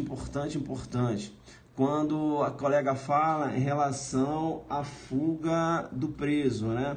Fuga do preso. Veja que eu tenho dois posicionamentos, né? Aquele preso que quebra, né? Joga duro com a cela, né? Para se evadir do local. Eu tenho um primeiro posicionamento do STJ, né? STJ com aquela pegada de que não há aí quando o preso ele danifica a cela para fugir, ele não tem o dolo, né, de provocar o dano à cela. Na verdade, o dolo dele é de fuga, joga duro. Então, para o STJ, não há que se falar em dano qualificado, beleza? Não há que se falar em dano. Beleza? Qualificado por quê, professor? Porque a cela, né, é um órgão público. Deu para entender ou não? Isso, guerreiro. É um bem público. É isso aí. Deu para entender? Para o STJ não configura. Beleza? Entenderam? Esse é o posicionamento do STJ. Lado outro, para o STF, há sim dano qualificado. Por quê? Porque para o STF, veja, ele não tem direito de danificar o bem, né, para fugir. Beleza? Não é um direito, né? Veja, a fuga, né? O agente comete um delito se ele foge? Não. Se ele não usa de violência contra a pessoa, não. Mas veja, para essa fuga ele não tem o direito de danificar. Eu não poderia criar um direito dele danificar. Entenderam ou não? Bacana, tá? Então, veja que para o STF há que se falar em dano qualificado. Entenderam ou não? Mesma coisa, né? Olha, colocou viatura ali, é a mesma coisa. Deu para entender aí ou não? Que eu tenho dois posicionamentos, o STJ entendendo que não há que se falar em dano, porque o agente ele não tem aquele dolo, né, de danificar a cela. Na verdade, o dolo dele é de fugir, né? Deu para entender isso? E o STF entendendo que, muito embora a fuga não seja considerada um fato típico, a fuga sem violência, né, a pessoa, mas isso não cria um direito dele de danificar um bem público. O STF jogando pesado demais. Então, para o STF, é o dano qualificado. Entenderam ou não? Levantaram a bola aqui caro, eu já dei um bicão porque eu jogo pesado demais. E eu vou para a questão de número 10. Beleza? Isso aí, vamos embora. Professor, a pegada tá de monte. Professor, é o seguinte, ó, deixa eu te falar uma coisa, pode falar. Não, que eu, pago um curso aí, entendeu? Jogo duro aqui, curso em exercícios, mas, hoje tu tá jogando duro demais. Isso é o quê? É o aulão adelante, filho. Entendeu? É o curso que a gente faz, é o aulão adelante. Você vai no aulão, você ganha lá o seu material, pelo menos da minha parte aqui eu refaço as questões aí, mas só que aqui eu tenho mais tempo, entendeu? Aí aqui eu vou linkando, bum bum bum bum bum bum bum bum bum bum bum bum bum. Eu pego um aluno adelante só para mim. Entendeu? Porque lá eles não deixam falar não, lá no aluno adelante eles adoram me cortar. Não, tá bom, Zuki, tá bom, porra, sabe? Eu anoto tanta coisa, quando você vê aquele meu caderninho na mão, é tudo isso aqui. Eu acho que eu vou conseguir falar, mas eu não consigo, né? Eu só pego as partes principais. Mas por que eu faço meu caderninho? Porque depois eu vou para a live com o meu aluno, e meu aluno tem o caderninho, e a gente refaz as questões. Beleza? Tranquilo. Vamos para a questão número 10, para a gente... Deixa eu ver aqui. Vamos para a questão número 10. Se der aqui, a gente vai aqui avançar essa porra aqui. Vamos lá. Isso. Vamos para a questão número 10, questão número 11. Vamos fechar 11. Beleza? Isso, vamos fechar 11. Vamos pra... Quem é que aguenta aí? Quem é que aguenta aí as duas questões aqui? A 10 e a 11. Se você falar que você aguenta aí, a gente vai partir pro pau. Beleza?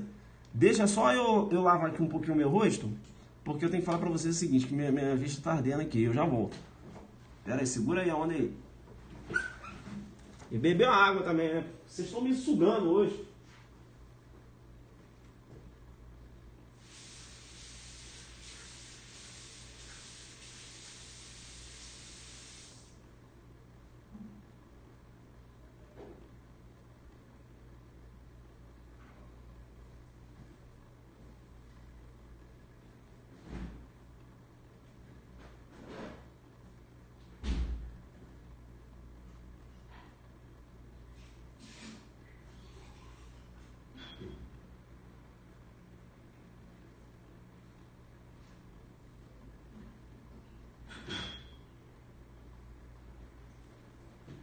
Agora sim. Agora bebi água. Agora o pau vai comer até a questão número 11, hein? Vambora. Bebeu água aí também? Vamos pro pau? Vamos ou não vamos? Vamos então. Uma questão número 10. Vamos pra questão número 10. A gente para na 11, beleza?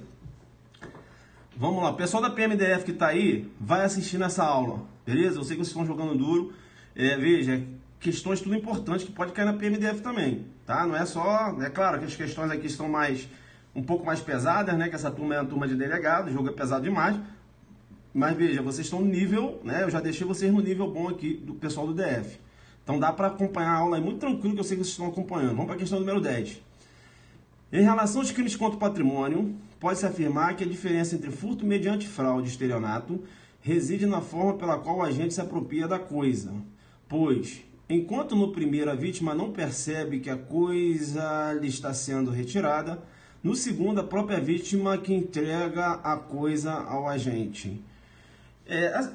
A VUNESP, né, ela fez essa questão, não concordei muito não, tá? A questão correta, né, se é acordo com o gabarito deles, mas quando menciona assim que a vítima não percebe que as coisas estão sendo subtraídas, veja, aqui eu entendo mais pelo aquele furto mediante destreza, né? O agente vai lá, puxa a carteira, a vítima não percebe que a coisa está sendo subtraída, né?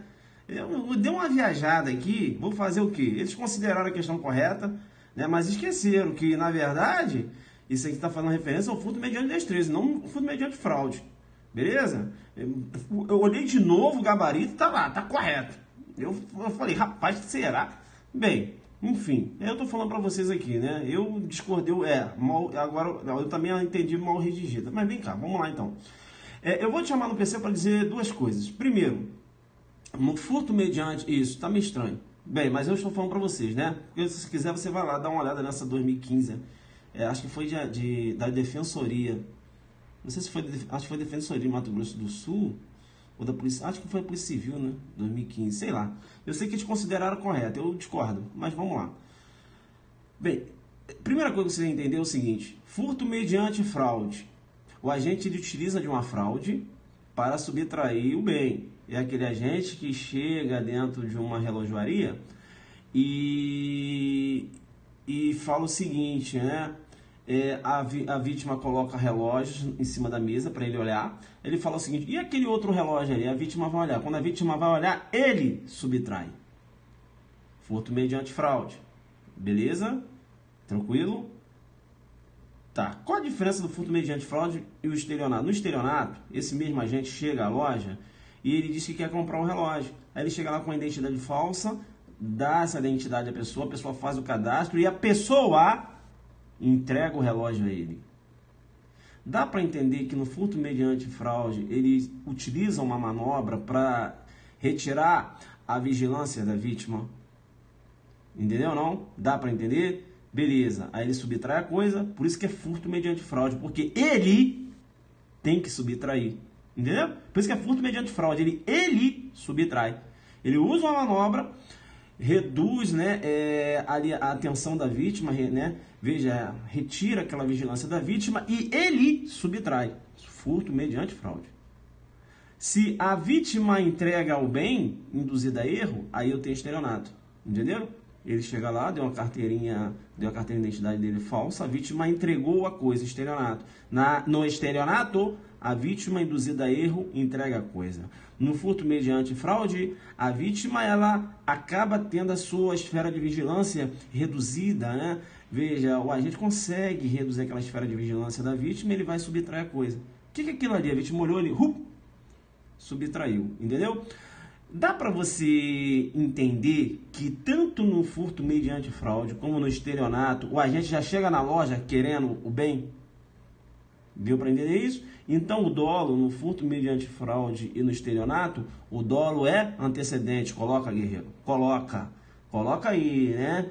Ponto comum entre os dois delitos é que o dolo é antecedente. Tanto no furto mediante fraude como no estelionato, já chega com a intenção de ter a coisa. Agora, muito interessante, porque eu vou aproveitar e vou puxar um link. Eu vou puxar um link porque existe um outro delito que é um pouco parecido. E você tem que tomar cuidado, que é a denominada apropriação indébita. Agora, veja, o agente chegou na loja, ele pediu para olhar os relógios, beleza? E ele não ele não chegou lá com a intenção de subtrair o relógio ou induzir a vítima a erro, não. Ele só foi experimentar o relógio, ele foi experimentar, olhou, bateu umas fotos do relógio, publicou. Ele adora publicar. Publicou no Instagram. Aí, quando ele deu uma publicada, enquanto ele estava lá, né, dando uma olhada no espelho e tal. Aí ele, será que a galera gostou? Quando ele olhou, 300 curtidas, ele falou, opa! Rapaz, a galera se amarrou. Caramba! Mas eu não tenho dinheiro para pagar isso. Veja, ele botou a mão no bolso e aí ele viu que não tinha dinheiro. Eu estou falando, ele não chegou lá já sabendo que não tinha dinheiro, não. Ele botou a mão no bolso e viu que não tinha dinheiro. Aí ele falou, mas mesmo assim, eu quero ficar com esse bem. Dá para você entender que agora o agente, ele tem a vontade de ficar com o bem quando ele já está de posse da coisa? Se dá para você entender, você coloca aí, professor, eu entendi. Eu entendi agora que ele quer o bem. Veja, ele quer aquela coisa e essa vontade nasceu quando ele já estava com a coisa, né? Ele já estava com a posse da coisa, né? Do bem. E aí nasceu essa vontade dele agir como se proprietário fosse. Coloca aí, guerreiro, se você entendeu isso. Coloca aí que eu vou dar a questão da sua prova. Sim, se você entendeu isso, esse dolo é um dolo antecedente ou é um dolo subsequente? É um dolo que ele chegou na loja com a vontade de ter a coisa para si? Ou foi um dolo que nasceu depois que ele estava com a coisa? Então, se liga, na apropriação indébita, o dolo é subsequente. Isso. Na apropriação indébita, o dolo é subsequente. Beleza? Tranquilo. Veja que há situação em que, se você for verificar, pode ser um estelionato. Olha só, o agente chegou numa loja, aí ele pediu para testar um veículo. Aí ele deu a identidade para o dono da concessionária e foi lá testar o veículo, realizar o chamado test drive. E o dono da concessionária deu o carro na mão dele. Eu te pergunto, primeira coisa que eu te pergunto, se o dono da concessionária deu o carro na mão dele e ele deu uma identidade falsa, inclusive, lá para realizar esse test drive, eu tenho aí, pela técnica que eu te ensinei, eu tenho furto mediante fraude ou tenho estelionato? Pela técnica que você aprendeu agora, que é a técnica que você tem que levar para a sua prova. Depois eu te explico. Eu tenho aí Isso, coloca, isso. Por que estelionato? Porque a vítima induzida a erro que entregou a coisa. Beleza? Tranquilo? Isso. Estelionato, isso. Beleza. Tranquilo. Agora vem aqui comigo. Bem, professor, estelionato, isso. Se cai uma questão dessa na prova e não fala nada em relação ao que eu vou falar agora, você tem que entender para o estelionato, que inclusive caiu na magistratura lá do Rio Grande do Sul. Uma situação dessa. E a resposta foi estelionato. Por quê? Foi na técnica. Agora, se a prova perguntar segundo o STJ, mesmo que a vítima tenha entregado bem, segundo o STJ, aí você vai jogar lá no furto mediante fraude. Por que no furto mediante fraude? Porque essa decisão do STJ é uma decisão que se baseia em política criminal. E essa decisão, ela foi dada em sede de recurso especial, né? Recurso especial 672-987, né? E o STJ, veja, por razões de política criminal, no sentido de proteger, né, essas concessionárias para fim de recebimento de seguro, entendeu aí pelo furto mediante fraude, não é isso? E por que isso? Porque seguradora não paga estelionato. Deu para entender isso? A seguradora não paga se o prejuízo decorre de um estelionato. Entenderam? É por isso que o test drive, o STJ entende que não interessa se deu, não interessa se ele subtraiu, não interessa. É furto mediante fraude. Deu para você, sabe, numa prova discursiva, responder, jogar no estelionato, depois chamar no outro giro e mencionar por questão de política criminal, né, fugindo da técnica. O STJ entende pelo furto mediante fraude, considerando o grande prejuízo econômico, né, que pode ocasionar a economia, não é isso? Com as concessionárias, aí ganhando um grande prejuízo. Né, uma decisão de política criminal, né, e você, você vai dar a técnica, você vai mostrar para o examinador que você sabe que aquilo é estelionato, e você vai mostrar para o examinador que há uma decisão do STJ baseada em política criminal. Entenderam? E você vai falar, por que estelionato? Porque a vítima entregou o bem, induzida a erro. Agora veja, o test drive, eu posso ter furto mediante fraude sem necessidade de política criminal, quer ver? O agente chegou lá, se liga na pegada, né? A gente está aqui 1h30 batendo forte, né? Já passeamos aqui, já. Ih, rapaz, a aula hoje tá... É jogo duro, hein, professor? Eu tô doido. É tanta informação que você joga pesado. É isso aí, né? Vamos beber água. Professor, você falou que eu posso ter test drive, furto mediante fraude, sem essa questão de política criminal? Pode. Sabe agora, o Tício chegou lá na loja e aí ele falou o seguinte, aí a chave do veículo estava dentro do carro, beleza. Aí o Tício chegou lá e falou, eu quero realizar um test drive. Aí o cara falou, mas qual carro? Porque aí tinha esse carro, né, que estava lá na frente. Aí falou, mas qual carro você quer? Aí falou, aquele lá. Aí falou, vou lá pegar. Aí quando ele vai lá pegar, ele pega e entra naquele carro em que a chave estava lá, que o cara estava tomando conta, e sai. Ele usou um ardil, tirou a esfera de vigilância daquela pessoa que estava, né, na concessionária, e ele saiu fora. Aí eu tenho um furto mediante fraude dentro da técnica, não precisa nem lançar mão de política criminal. Por quê? Porque agora ele subtraiu o veículo. E a vítima, induzida a erro, né, reduziu a esfera de vigilância da vítima, entendeu? Aquele lá. Aí o cara foi olhar. Qual? Olhou. Aí ele, Entendeu, guerreiro? Então, é isso, né? E você sabia também que no test drive eu posso ter uma apropriação indébita? Sabia disso? Agora o Tício chegou lá. Entendeu ou não? Entendeu dentro da técnica? Test drive. Aí pediu para realizar o test drive. Beleza, ele queria só realizar o test drive.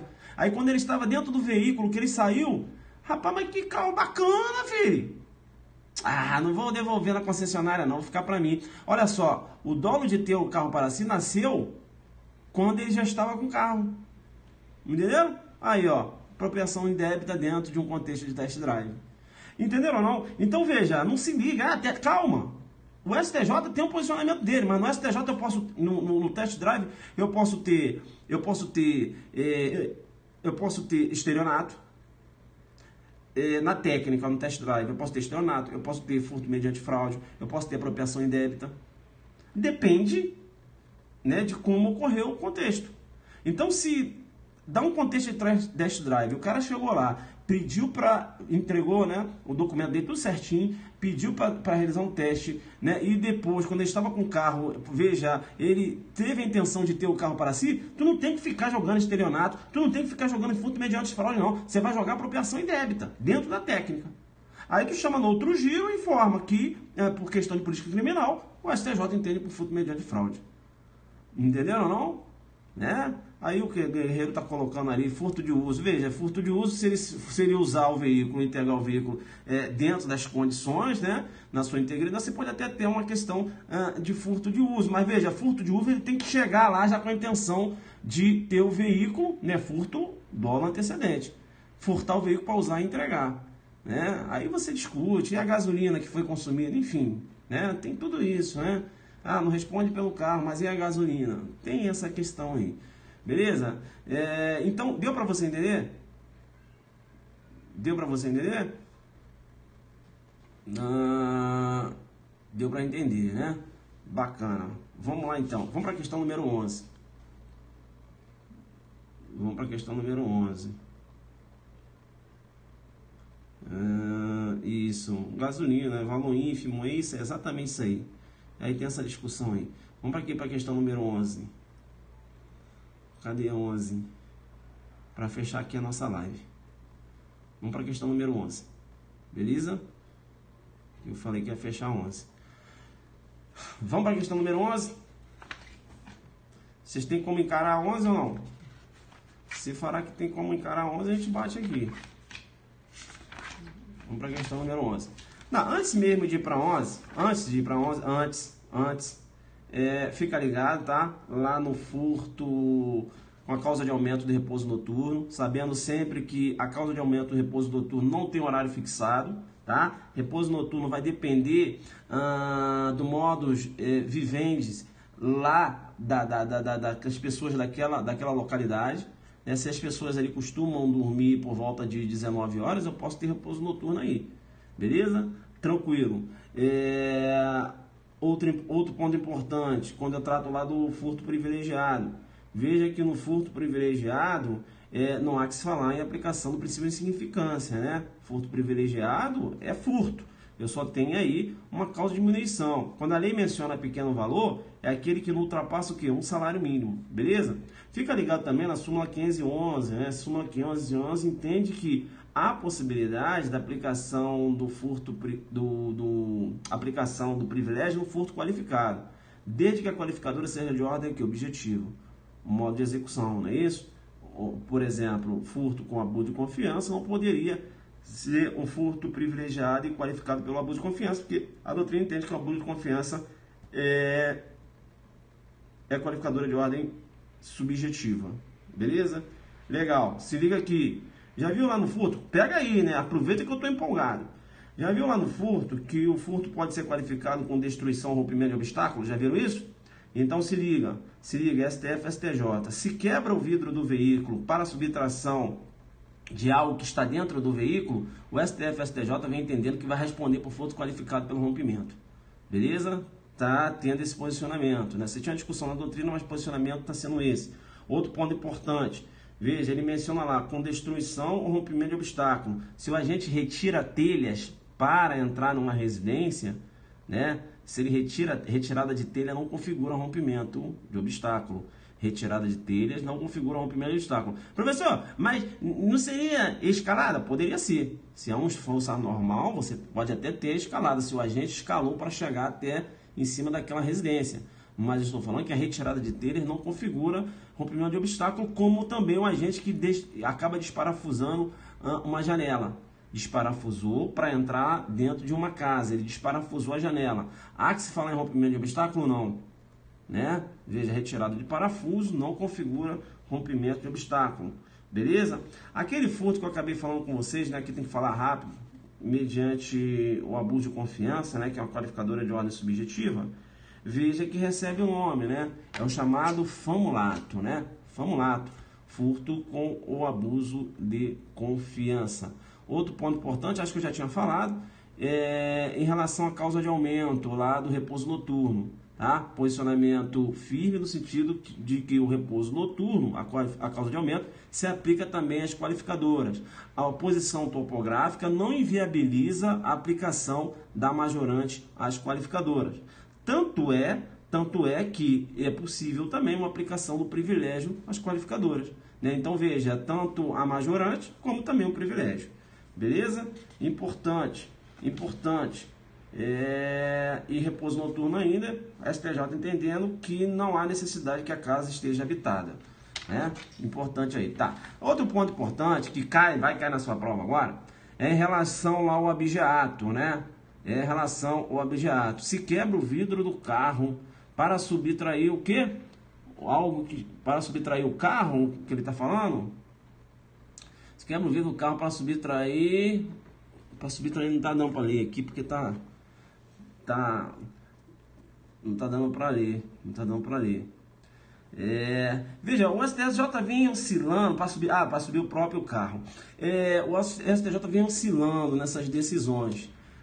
Mas se ele quebra o vidro do carro para subtrair o próprio carro, o furto aí é simples, né? E agora, se ele quebra o vidro do carro a última decisão foi nesse sentido. Se ele quebra o vidro do carro para subtrair algo que está dentro do carro, o furto vai ser qualificado, o STJ e o STF nesse entendimento aí. Na verdade, você tinha uma discussão porque ofenderia o princípio da proporcionalidade. Quer dizer que se ele quebra o veículo para levar o veículo, é simples.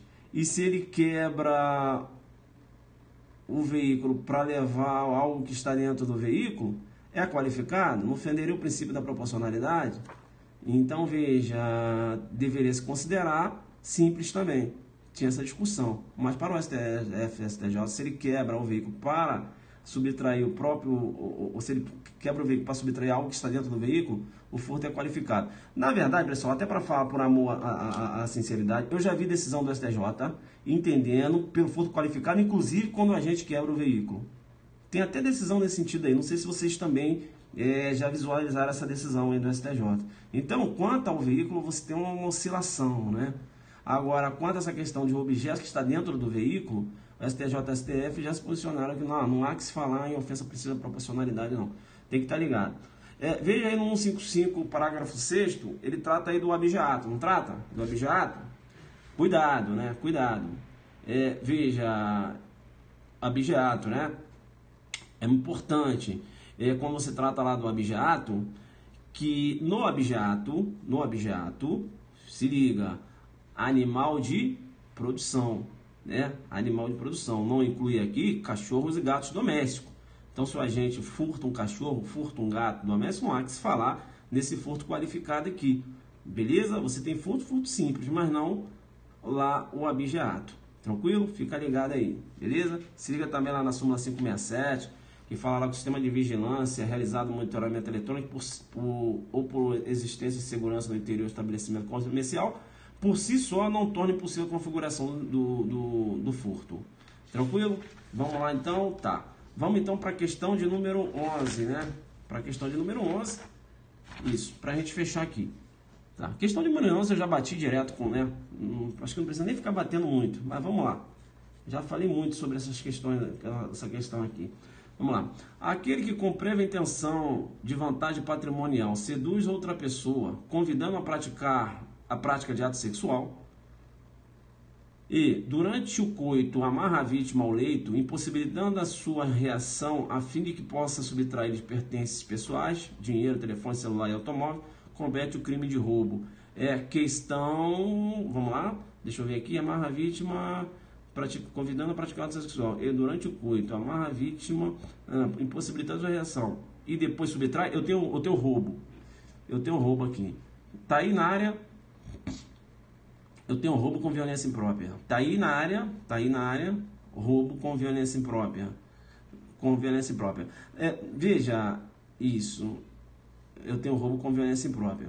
Roubo com violência imprópria por quê? Veja, eu tinha já falado isso. Isso, né? Uma questão parecida na OAB, que inclusive a gente vai resolver lá no aulão Adelante, delegado agora lá do Rio Grande do Sul. Essa questão de amarrar a vítima, eu tinha falado isso, né? Quem assiste minha live matou a questão. O agente que amarra a vítima na cama, o agente que coloca sonífero na bebida da vítima, o agente que tranca a vítima no banheiro e depois subtrai a coisa. A violência imprópria, quando ela é empregada antes da subtração, eu tenho roubo. Mas eu posso ter uma violência imprópria empregada após a subtração. Vamos pegar esse exemplo aqui? Vamos. O agente agora se apoderou de um relógio da vítima. Aí a vítima falou assim, eu vou dar uma descansada, vou dar uma dormida. Aí a vítima deitou. Quando a vítima deitou, ele foi lá e amarrou a vítima.